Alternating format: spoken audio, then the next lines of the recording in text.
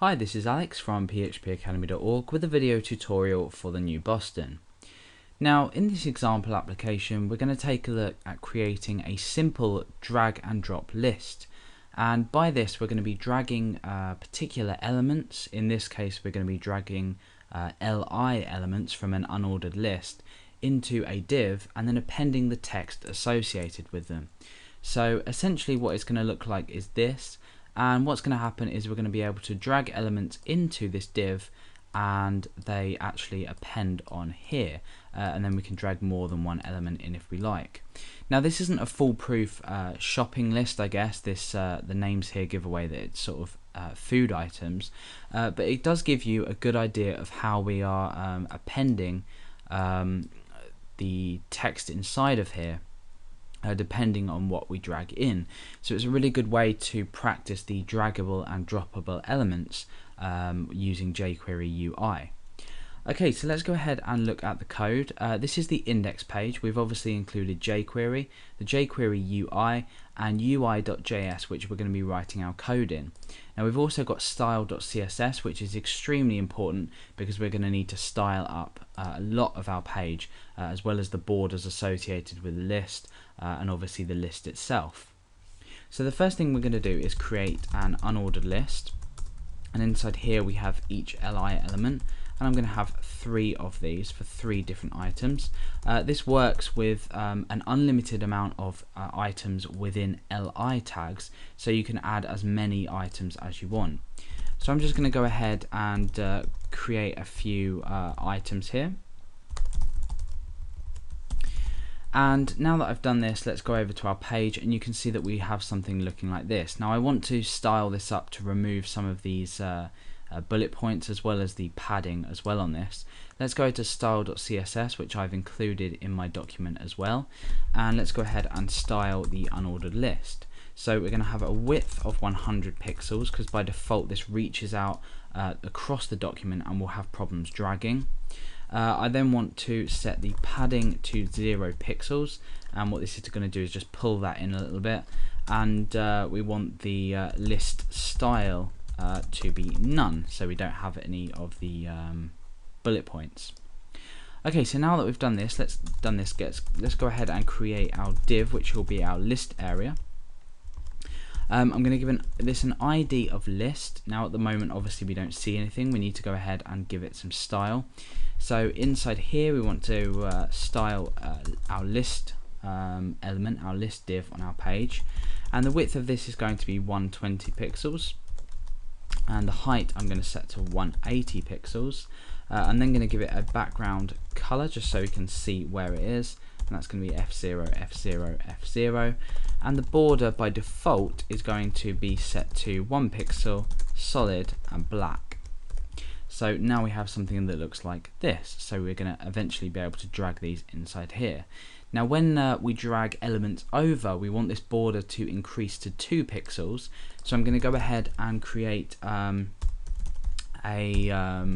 class of our list div, and that's going to be called border, and inside here I'm just going to specify the border width, and that's going to be 2 pixels.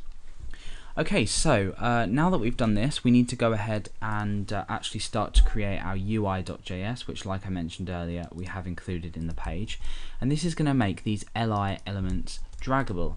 So let's create a document ready point here, and inside here we have a function. Okay, so once this is done, once the page has been loaded, we want to make these elements here draggable so we can drag them around the page. So the first thing we do is we go ahead and use a selector.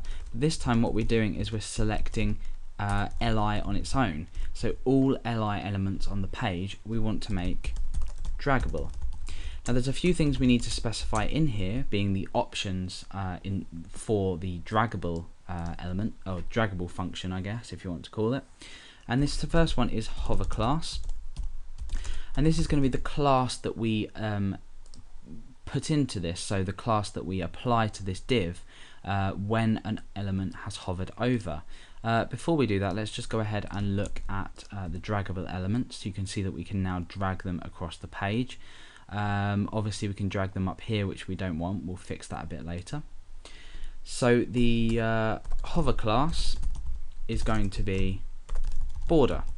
So now when we hover when we drag over, that hasn't worked. Let's check why that might be.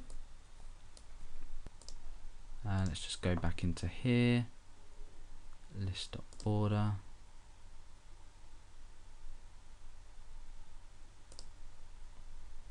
We might want to go and say border 2px solid black.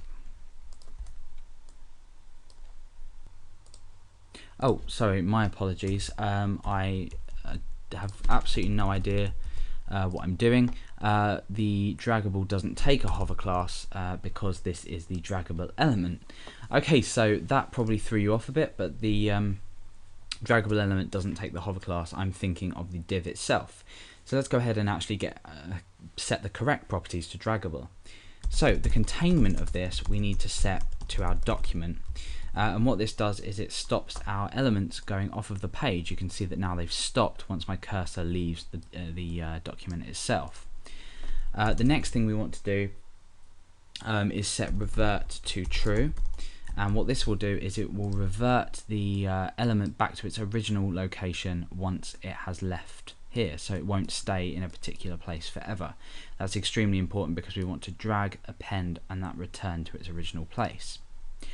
Okay, so now on with the actual list itself. We're going to go and make the list. So we reference this as hash list, so we're using a ID selector, and we want to make this droppable.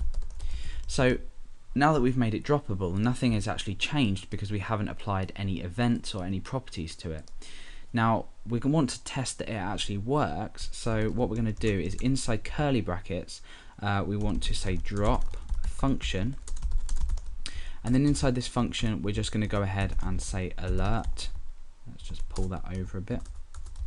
We want to say alert dropped, and this will check if it's working. So yeah, it is working. As I drop this element over, we have this dialog saying dropped, and then that reverts back to its original position.